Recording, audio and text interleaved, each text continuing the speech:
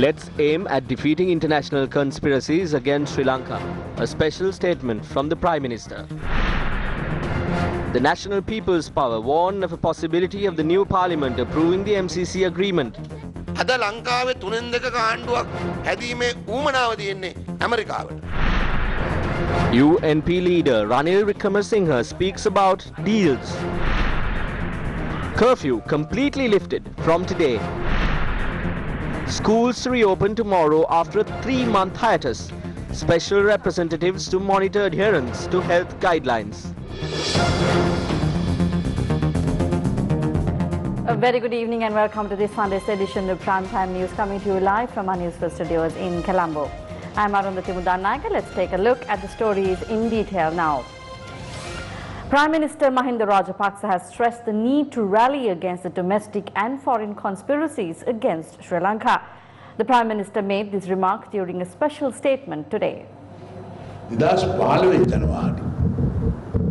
There was foreign interference to an extent never experienced before in this country at the 2015 presidential election.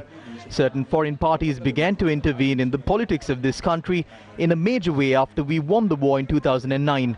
However, everyone knows who influenced the leader of the United National Party to step out of the race in favor of a common candidate. They jailed leading Buddhist monks on trumped-up charges in order to intimidate the Mahasangha, which has always been at the forefront in protecting the sovereignty of this country. They went after the elephants and tuskers belonging to the temples in a major way, in order to put an end to the Perahera traditions of the Buddhists. They moved to demoralize and render ineffective our armed forces, which defeated terrorism and ensured the territorial integrity of the country. Selected members of the armed forces, ranging from the lowest ranks up to the Chief of Defence Staff, were arrested and were kept in jail after filing false charges against them. However, domestic and foreign conspirators have not yet given up.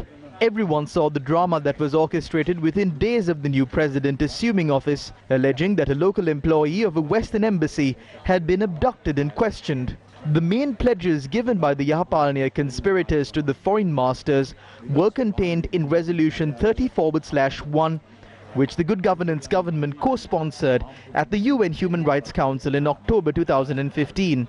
They admitted that Sri Lankan armed forces had committed war crimes. The UN Human Rights Commissioner had already requested Western countries to institute legal action in their respective countries against members of the Sri Lankan armed forces suspected of war crimes under the concept of universal jurisdiction.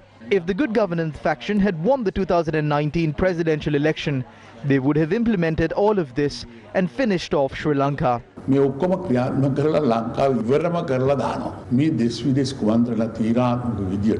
We need a very strong mandate at this election to convincingly defeat these conspiracies. You will recall at the end of 2018, when the Yahapalaniya government began to break up, diplomats of certain Western embassies sat in the visitors' gallery in Parliament and applauded and cheered the Speaker's efforts. We must bear in mind that even though the conspirators lost the presidential election, they have not given up their quest. My request to the people of Sri Lanka is to always have a broader picture in mind when it comes to politics. Various things can be said about the questions of whether social distancing are observed in a proper manner at Mr. Arumugam Thondaman's funeral, or whether someone had been guilty of fixing a cricket match back in 2011. However, these are not politically important matters. The biggest problem that we had to face after President Gotabaya Rajapaksa came into power in 2019 was the COVID-19 pandemic. What is politically important is whether that major issue was handled competently. I wish to state that we are right on top in the world in controlling COVID-19. We saw the manner in which the Good Governance faction made a hue and cry about a comment made by Karunamman to the effect that he had been responsible for the deaths of thousands of soldiers in attacks on army camps when he was in the LTTE. This shows how easy it is to obscure the broader picture by bringing other issues to the forefront.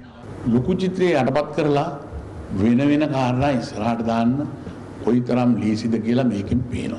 2005 November මාසයේ මම ජනාධිපති වුණාට පස්සේ After I became president in November 2005, we destroyed the LTTE completely. because he had by that time given up both on terrorism and separatism and surrendered to military intelligence. Karuna was not destroyed along with the LTTE. It was Karuna who formally identified Prabhakaran's dead body for us. If we look at the doings of those who are asking the people to vote for the good governance camp because of what Karuna said, some interesting facts emerge.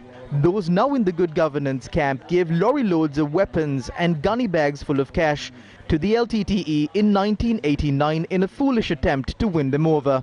For years afterwards, the LTTE attacked us with our own weapons. From the time Karuna Amman was murdering people and after he had given up doing so, and right up to the present day, what has been at the top of the Yahapalani agenda has been the division of this country. Karuna may have given up on murdering people, but the good governance camp has not given up on trying to divide the country.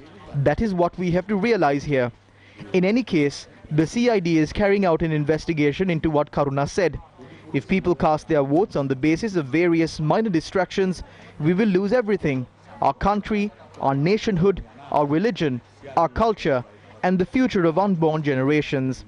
The people should always ask themselves who can rule this country effectively, ensure economic development, eliminate terrorism, and ensure the security of the nation. Who can safeguard democracy by holding elections on time? Who can build a Sri Lanka where future generations will be able to live freely and be proud of? I need not spell it out. Every Sri Lankan knows the answer to those questions. ඒකට උත්තරය මොකක්ද කියලා මම කියන්න ඕන නැහැ. හැම ශ්‍රී ලංකිකයෝම ඒක දන්නවා. The United National Party today flagged off its series of digital campaigns for the parliamentary election. The meeting was live streamed on social media from the United National Party headquarters in Sirikota. The event took place under the patronage of UNP leader Ranil Wickremesinghe.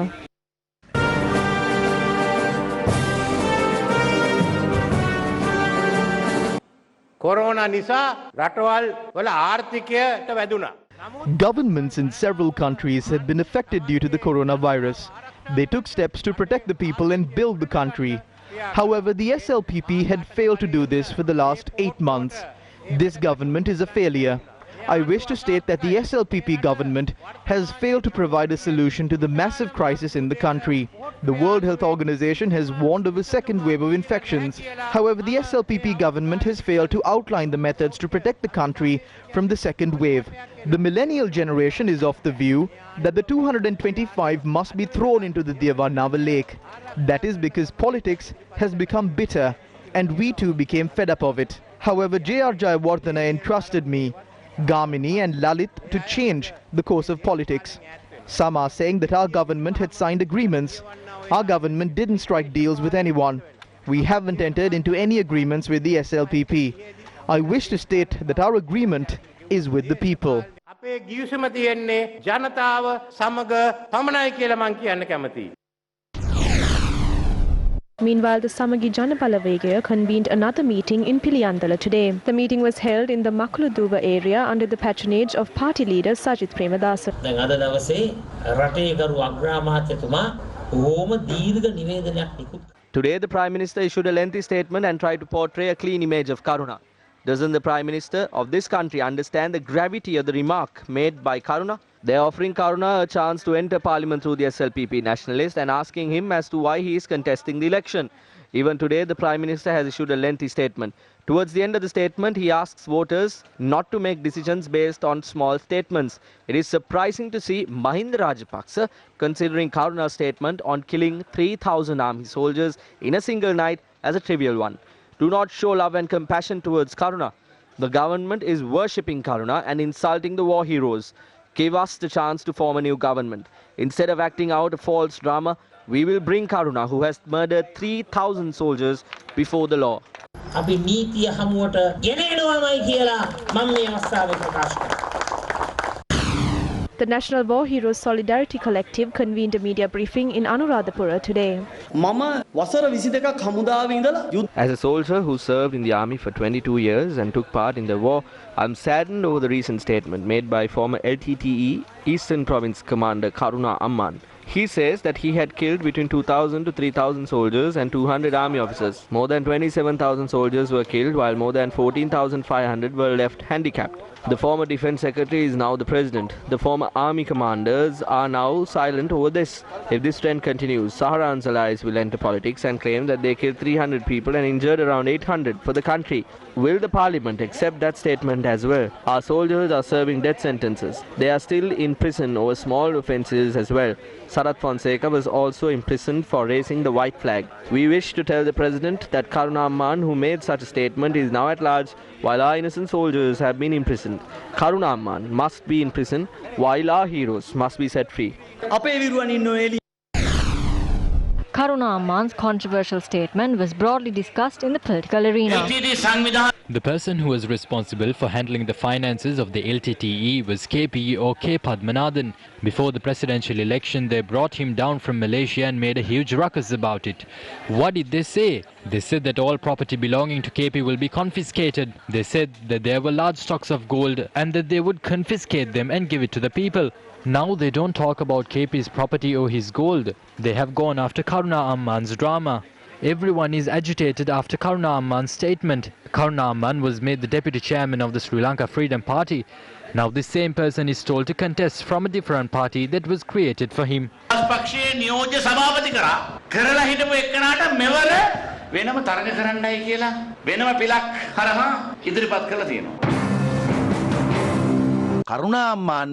Karuna Amman was brought to the CID to record a statement in connection to an investigation. On the first day, Karuna Amman falls ill. On the second day, he recovers fast and Karuna Amman comes to the CID under the protection of our soldiers who he boasts of murdering. In the coming days, Karuna Amman will be arrested. They will launch campaign to secure the votes of the Sinhalese people in the south, latching onto the joy of Karuna Amman being arrested.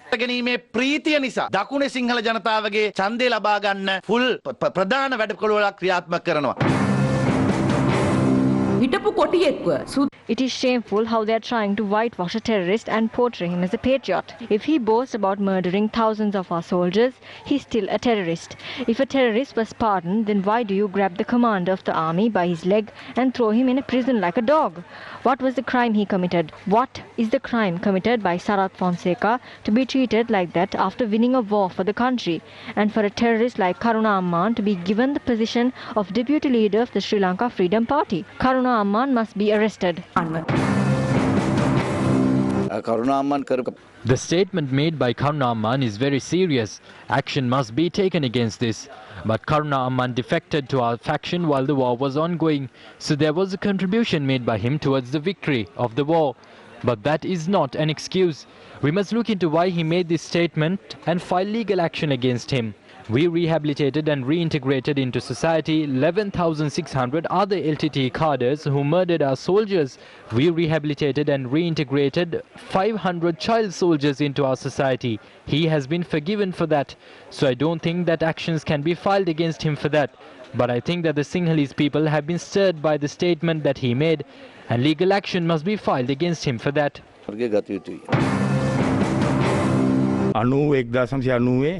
In 1990, the second Elam War began when 600 police officers who surrendered in the east were murdered. When the Mulativ camp had surrounded, the soldiers there had to surrender when they ran out of ammunition. There were 1,200 soldiers in that camp. He lined all 1,200 of them and murdered them. Besides those cowardly acts, he was never a threat to us on the battlefield. When I was leading the army, he was hiding and he sought protection from us. He had about 150 boys.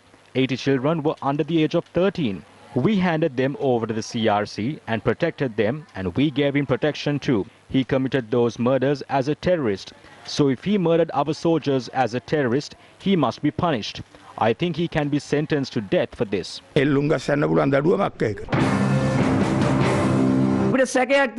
We have a suspicion as to whether the government got Karuna Amman to make this statement to divert the attention of the public from the economic hardships that the country is facing right now. We have a serious doubt over this.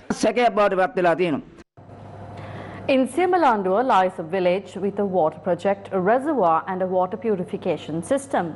A pipeline laid across the village carries water for the entire area. But the residents of this particular village have been overlooked by not just one but many successive governments. This is the Muthukandi village in Siemalandua. Walking miles just to get drinking water is part of the daily routine of these people.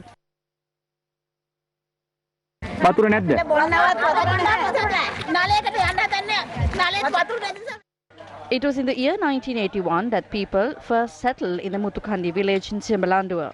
Since then, these villagers have been suffering without drinking water. Though these large tanks of the Siemalandua water project, which is the largest drinking water project in the Munuragala district, are situated in the Muthukandi village, the people in the village do not receive water from it. The water is being distributed to other villagers.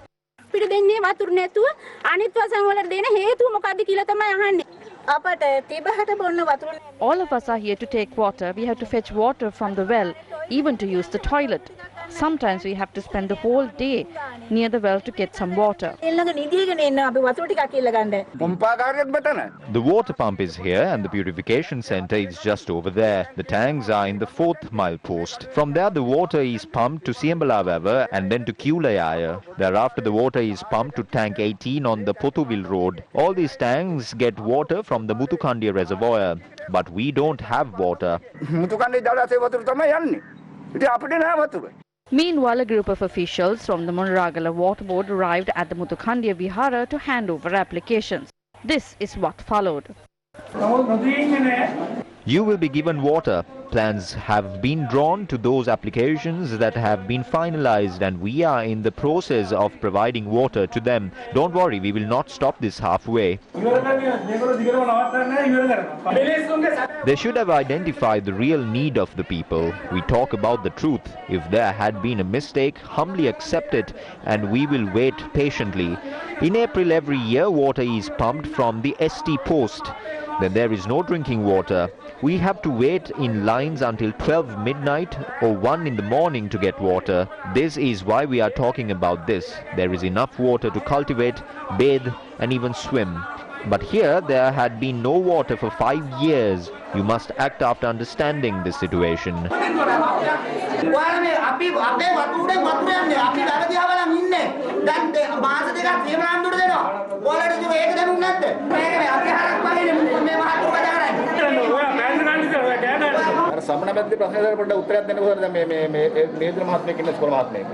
සමනල බැද්දවා සමට වතුර දෙන දිනයක් කියන්න කවදද පුළුවන් කියලා අපි ඒක තමයි ඉල්ලන්නේ. පොළොන්ගේ බැද්දේ පයිප් දාලා ඉවරයි තාමත් ඉන්නේ තාම පොඩි කොටසක් පයිප් දෙකක් එකට එකතු කරන්න කියනවා. මම අහන්නේ ඔබතුමාගෙන් පැහැදිලිව අපිට ජූලි 7 වෙනි මාසෙද 8 වෙනි මාසෙද කවද්ද වතුර මේ අපේ සමනල බැද්දව සමට දෙන්න පුළුවන් කියන එක විතරයි. සලසෝ විධායක අධ්‍යක්ෂ කසුන් මහත්තයා තමයි දුරකථනයේ කතා කරලා දිනයක් කිව්වේ ජූලි 31කට කලින්. නමුත් මම කිව්වේ ඒකයි තව ටිකක් දෙන්න. මෙයාලගේ මේ I am 36 years old and I have heard enough from these officials. There is nothing left to ask. We have been tormented for many years. These officials pass this area in their vehicles and they get their salaries from the government. But we have to make our own money. But still we waste our own time here. These villagers were hoping that at least this year their water problem would be resolved. The people here must walk about 5 to 6 kilometers to the canal to fetch water. If officials do not understand this and if the politicians don't understand this, can they at least get together and get the opinions of the people, then provide a solution to their drinking water problem? People living in rural Sri Lanka are suffering without a drop of water to quench their thirst. But are these real problems that these people face even on the agenda of the representatives in public office?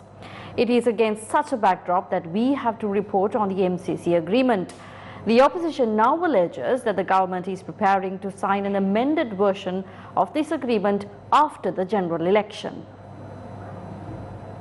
A committee appointed to review the MCC agreement headed by Professor Lalitha Sirigunaruwan in their report highlighted many adverse effects that the agreement may have upon our country. If an amended version of the agreement is to be signed, the committee recommended for a broad discussion on the content of that agreement among professionals and the general public, followed by the agreement being tabled in Parliament. The committee further recommended if the MCC institution does not agree to such a process, the agreement should be rejected.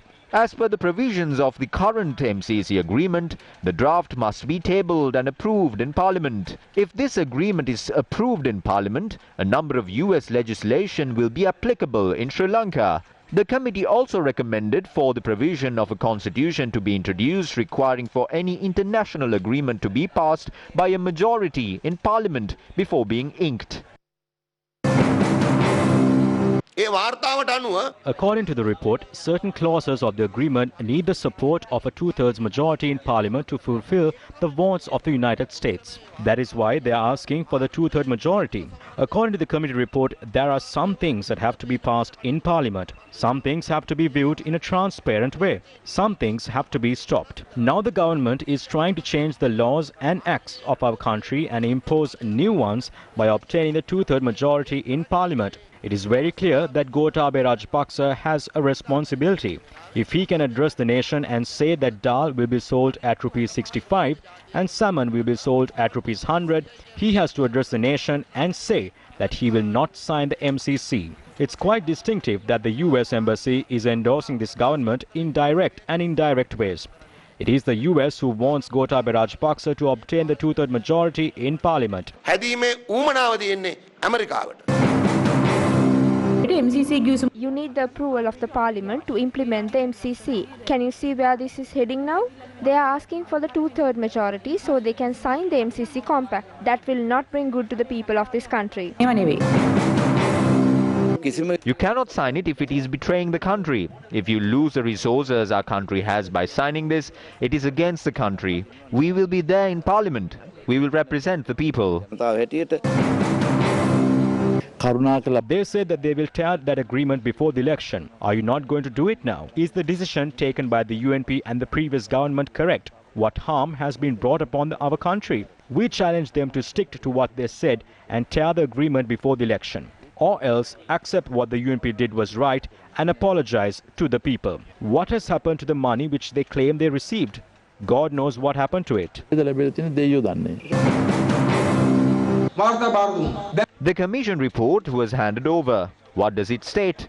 It says there are two technical problems in the agreement, but you can solve them through holding discussions. They are going to hold discussions with the US again. They are merely going to pass time and sign the agreement in August. They do not love the country. They will sign it. Just like the UNP was prepared to betray the country for $480 million US. This government will do the same. I clearly say that they will create a smoke screen and sign this agreement.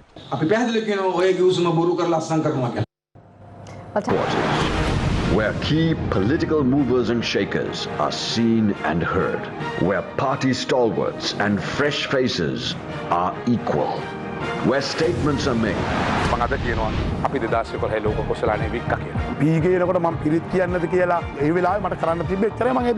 And leadership emerges, where partnerships are established and destinies decided.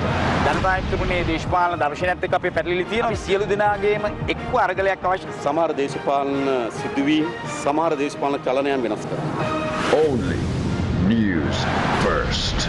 Sri Lanka's election headquarters. News First. Welcome back to the news.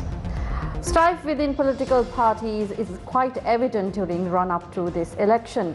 This is what politicians had to say about that. 2020. I ask people not to vote for anyone connected to Maithripala Sirisena because he cannot be trusted. Although we formed an alliance, the only agreement was to contest together. Some ask me if Maitri or those connected to him will be given a ministry. There is nothing like that in the agreement.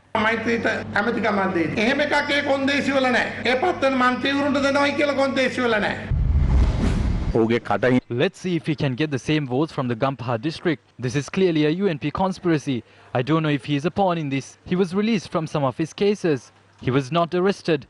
What is Prasanna Ranatunga's position in the alliance? He better not talk of things he doesn't know.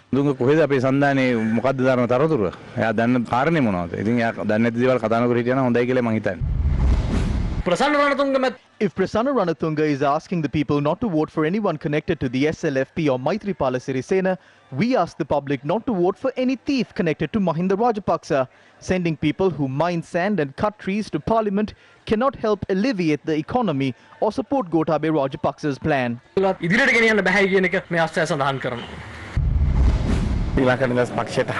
It is very hard for the SLFP because their chairman is contesting from the Pohot tour. The secretary of the SLFP is also contesting from the Pohot tour. There are a few contesting from the SLFP in Nuwara, but all of the Pradesh Sabha and municipal council members of the SLFP are working for us now. No one works for them, so they might win about 100 or 200 votes.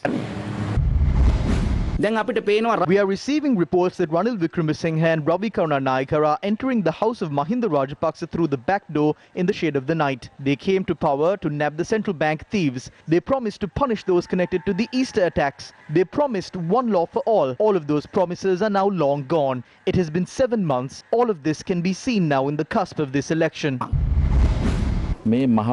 This is a group who moves out of their ancestral home and now are throwing rocks at it. We don't want to quarrel with them. We only want to work with the people to develop this country. There are attempts to artificially destroy this party created by DS, Dudley and JR, which is the oldest party in Sri Lanka, but the people are rallying together and protecting it.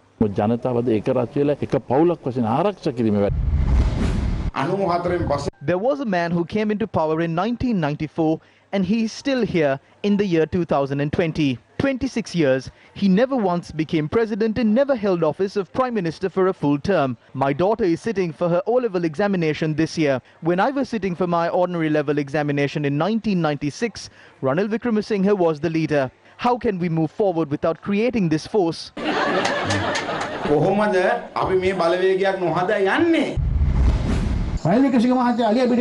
Ranil Wickremesinghe has got onto the elephant, they are contesting to secure power at Sirikota.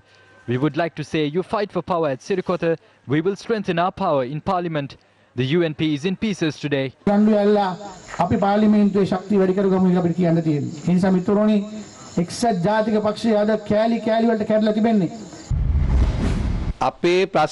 will solve our problems. It is true that we are temporarily contesting this election separately. Look at the problems in the country before you think of our problems. Maithripala Sirisena is not even allowed to hold a meeting. It is a joke when people who are working against those connected to Maithripala Sirisena are speaking about problems in our party. 2020.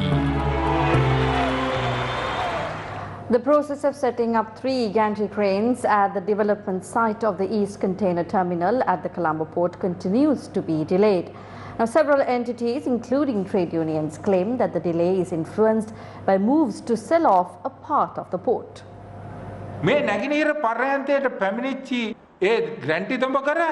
A proposal had been made by the Sri Lanka Ports Authority under the government to offload the gantry cranes that had been brought to the East Terminal. The engineering division had spent more than 20 million to install rails to set up the 3 cranes that arrived by ship on the 20th.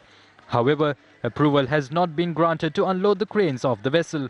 The government or its officials haven't taken action over this. The port will have a future only if the East Container Terminal is protected. These cranes must be set up within this week. We have given the government a week to do this. As a result of this delay, more than 10 million has been incurred as demurrage charges daily since the 26th. Whose money is this? These funds belong to the Ports Authority. Therefore, the Ports Authority has to pay the price for the government's actions.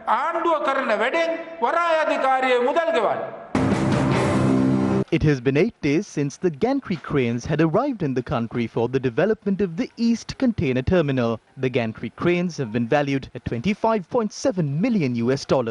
According to a report published by the Sunday Times, port unions are demanding that the SLPA must not sell national assets to foreigners. They want the cranes installed at the East Container Terminal run under the Sri Lanka Ports Authority, despite not being of the required specifications for such a deep water facility. However, the Memorandum of Cooperation entails international obligations that India in particular is keen to enforce. We have been informed that India has intervened and stopped the setting up of the equipment that had been purchased to be installed. That means they are telling us not to lay our hands on the development of our port. That clearly shows that they have delayed the process of setting up the cranes with the intention of acquiring the terminal. Have the development activities at the port been suspended to sell off the remainder of the port to India? දැන් මේ වරායේ ඉතුරු ටිකත් ඉන්දියාවට දෙන්න නෙමෙයිද මේ වරායේ සංවර්ධන කටයුතු ටික අත්විඳවලදී. The carcass of an elephant was found in the Inginimetia Tanks Forest Reserve in Ambanpola. The elephant had been shot dead.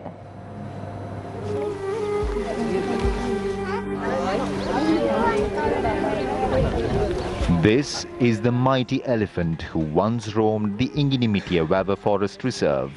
According to wildlife officers, it is about 25 years of age. We asked the residents of the outlying villages about this elephant. According to them, this wild elephant never harmed anyone in the outlying villages. We called the police. The OIC came and inspected the elephant. Afterwards, they informed the wildlife officers. Officers of the Mahava Wildlife Office arrived at the scene at 10 this morning. There were 2 gunshot wounds, one on the head and the other on the shoulder of the elephant. According to wildlife officers, the animal was shot a few days ago.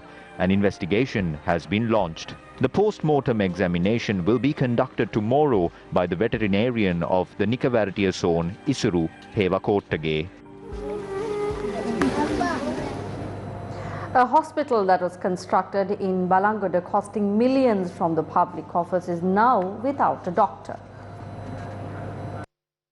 This magnificent building that has been constructed amidst a pleasant environment is not a holiday resort. This was a hospital that was constructed in 2018 to cater to the needs of people in Pettigala estate and its surrounding areas. The hospital had been constructed under a specific infrastructure development project undertaken by the Ministry of National Policies and Economic Affairs. According to the project billboard, the construction for this facility had cost 5.4 million rupees. The Good Governance government built concrete roads and other establishments. However, not a single doctor had been assigned. During the election period, they said that a nurse or doctor would be assigned to the hospital. However, no one has been appointed so far.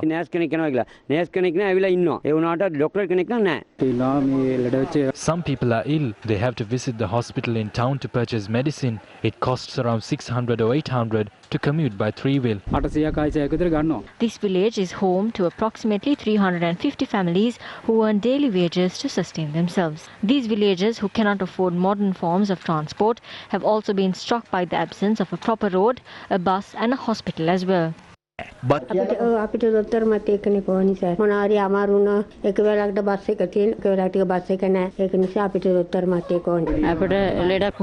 travel to Orugamtata if we fall sick. Despite having a hospital here, we are forced to go there and spend our entire day while losing out on our earnings. This is a nuisance to us. These villagers point out that a hospital without a doctor neither benefits the area nor the country, although the funds of the people have been spent. Another issue had befallen the residents of Karuwalagaswawa, Vanathavilluwa and Navagattekama. This time they are at the risk of losing their cultivation lands. The demarcation of the boundaries in the Thabbova sanctuary was done in 2002. Although the farmers were against this during that time, this did not hamper their farming activities. Once again, with the demarcation of the boundaries taking place, there is a sign of the farmers losing their farming lands. When the Forest Conservation Department arrived in the area to mark it, the area residents staged a protest. This cannot be done. If the divisional secretary has issued a letter, then there is no problem. Has he issued a letter? He has not.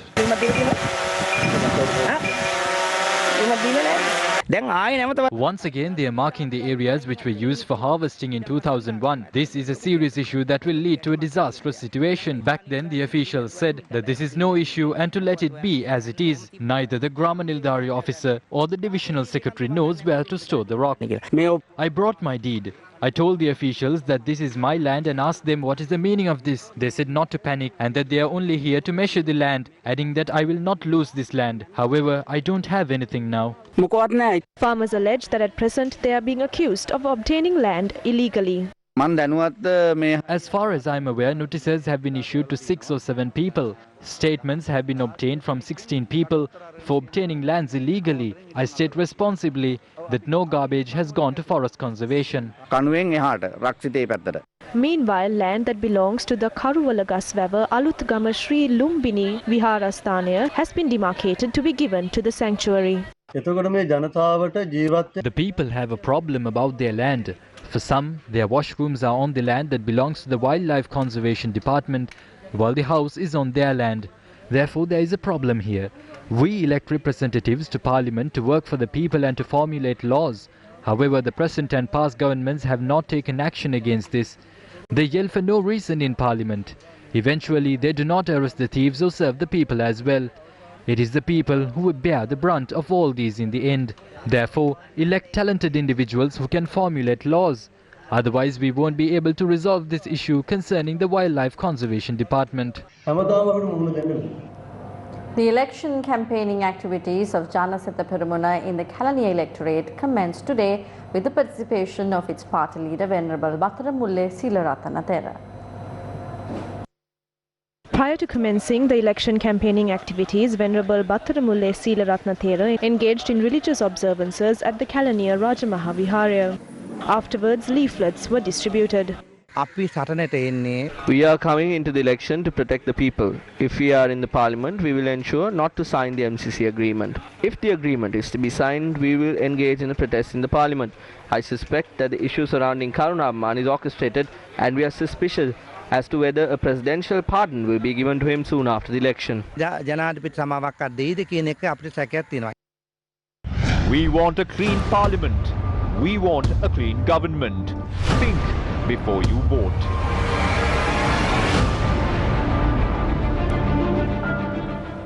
The total number of COVID-19 cases in Sri Lanka has risen to 2,036.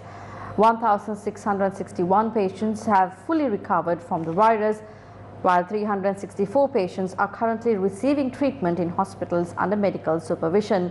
11 people have succumbed to the virus. The President's Media Division has announced that the curfew in the country would be lifted completely from today. Curfews were imposed in the country due to the coronavirus pandemic since the 20th of March. Meanwhile, schools which remained closed during the pandemic will also be reopened from tomorrow. Education Minister Dalasalaha Peruma expressed the following views in this regard today. Teachers and principals will report to work at schools after 108 days. The first phase of reopening schools will begin tomorrow. During the next 5 days until Friday, we have requested our respected teachers and principals to make the necessary arrangements such as disinfecting the premises. From the 6th of June, students sitting for the advanced level and the ordinary level examination will be allowed to come to school. Therefore, we are asking teachers and principals to report to work as we have ensured the safety of the internal environment. We have forgotten most health directives. Now we see masks are being worn on necks instead of the face. We are gradually letting go of these health practices. However, I wish to request all the parents to refrain from allowing their children to move away from these health measures.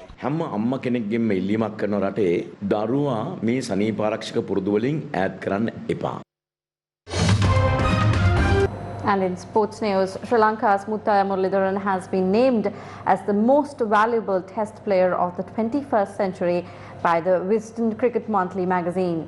Foreign media reported that data was collected during the period 2000 to 2020 prior to finalizing and naming Muralidharan as the most test valuable player of the 21st century. I have played for 20 years. I have never criticized anyone. Selectors are entitled to their opinions, and at that time, maybe it was the right call they made. I'm of the opinion that if we give the chance for everyone to express their opinions, the team selection could not be done properly. Therefore, if that was the opinion of the selector back then, if this was the final decision, and if everyone had agreed to it, then that team will play the game. This was what happened during the 20 years I played the game.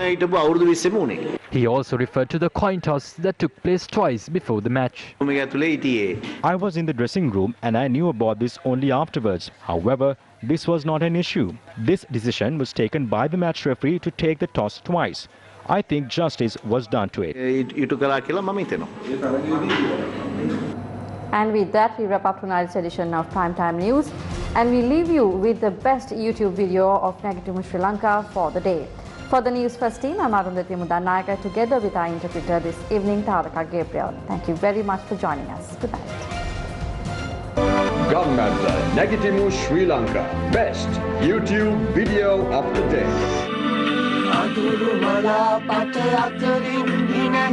Nagitimu Sri Lanka.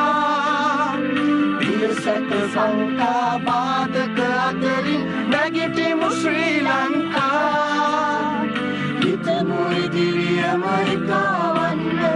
Nagitimu Sri Lanka.